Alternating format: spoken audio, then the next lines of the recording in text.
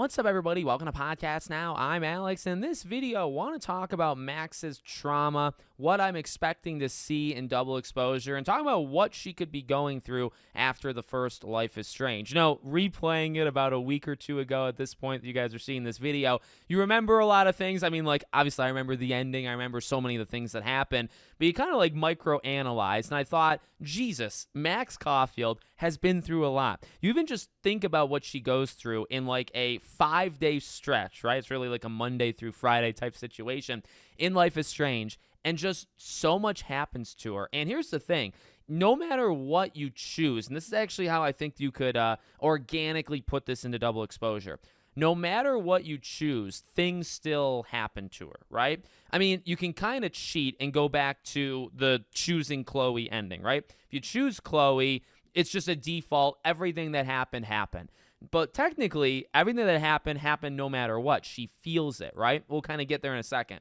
But if Chloe is saved, right, she goes through all of it. She also has the trauma of all of those people that she cared about. You think of like the diner scene at the end of episode 5. All those people telling her, please don't kill me, she killed. And she's living with that however many years later this game ends up being, right? So, okay, you have that. If you choose to save Arcadia Bay, the thing is, if you recall replaying the game, she still feels these things. Like when she gets kind of transported and comes back to like her husk of a body, right? She is still able to convey to Chloe about the things that like Mark Jefferson did to her, say like in the dark room, right? That stuff still happened to her. She can still kind of feel that and remembers that, even though technically that stuff didn't happen. So like if you choose the Arcadia Bay ending, right? Technically that stuff never occurred, but she still lives with the memories of it. She still had to save Kate Marsh like in her head. She still had the Jefferson thing happen. All of that stuff still happened to her in a way, even if she chose Arcadia Bay. And then also you have the other caveat that she sat in a bathroom knowing full well what would happen and had to listen, at least, right, to her friend get shot, her best friend that she just lived through all of that with,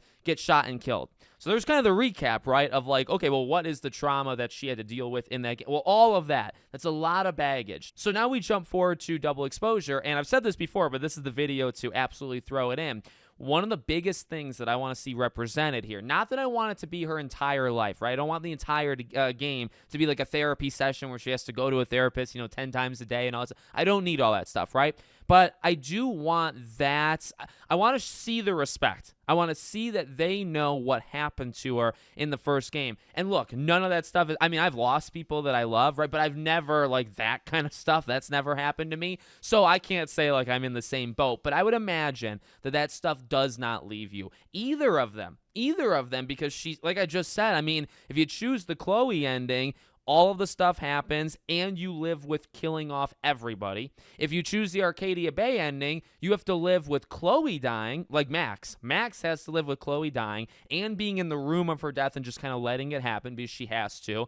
And she has to do all of the other stuff that she did. She saw the William stuff. She saw the Chloe disabled stuff, Kate and all of that jazz, Mark Jefferson and all of it, right? So she still had to live through so much. So no matter what, she's living through extreme, like, she lived through that, and that needs to be represented in her life, I think. Now again, it doesn't need to be her whole life, but it does need to be there. And now, okay, this is more, it sounds almost like I'm threatening that. I'm genuinely not doing that, but I do want to say, in terms of like a benefit of the doubt and giving them something, from what we've seen so far and like the small tidbits, it seems like it's going to be there. How much, we don't really know, and that's okay. We don't need to find out until the game comes out, but we've definitely seen signs, whether it's that Caledon University video, that I did the breakdown of. She has some very weird, kind of serious drawings in her journal, right? I think she knows. I think she remembers that stuff. I think that stuff is going to affect her. I guess, there's almost two different parts to it, right? Like, there's the trauma part of, like, is she going to have, like, panic attacks and anxiety and, kind of remembering these things? Can she have flashbacks or visions and stuff like that? So, like, there's that angle to think about, right? The other angle that I always keep going back to, and not to make it about this, that's why I'm kind of leaving it for this part and then we'll leave it alone, is that is why I'm just so picky on her, like, not using the power. I don't really know any other way of saying it, right? Where it's like, she's living through all of that. And when she starts using that power, she probably will have these kind of flashbacks or these visions or, whatever might end up happening, these like panic attack type things. And it's like, well, yeah, because the last time you used powers like this, you messed it, well, maybe not her. Again, that was more of like the themes of Life is Strange, where it's like, was it her in the first place? Was it defying destiny? Was it Rachel Amber? There's a lot of different ways that the tornado could have basically appeared, right? But still, she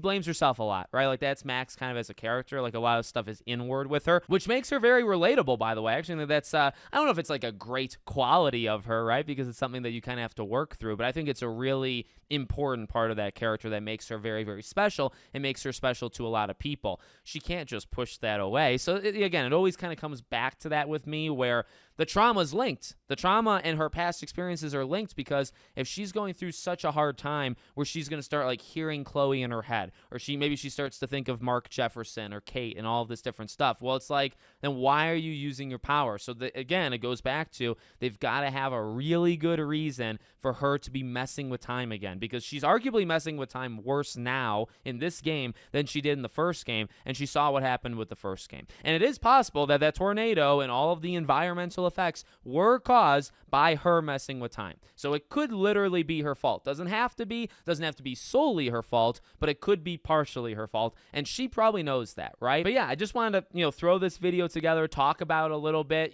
There's so much that I'm excited for and interested in seeing in this game. I don't know if like the trauma and her past experiences is like the most important. Like, you got to tell a good story. You got to have Safi be good, Moses, like all these, like they got to be really strong supporting cast. You got to build Caledon University to be like a legitimate almost character, just like you did Blackwell, just like you did Arcadia Bay. There's a lot to do. We're probably actually going to make a video on the channel where I talk about like the biggest things this game needs to accomplish. If you guys have any ideas, you definitely let me know in the comments. I'll throw them in the video. But those are all very important. But who Max is and what she's dealt with is also very important. It's very important to me because it's like a central part of Max Caulfield is her past. What I mean? Like that's important to me because like we lived it because we played it, right? So it's like they can't forget about that stuff. So you let me know. You let me know what you think she'll be dealing with in this game. Let me know what you think this game needs to do to be really good. Again, we'll make a video on that later. Thank you for watching as always, and I hope to see you all on the next one.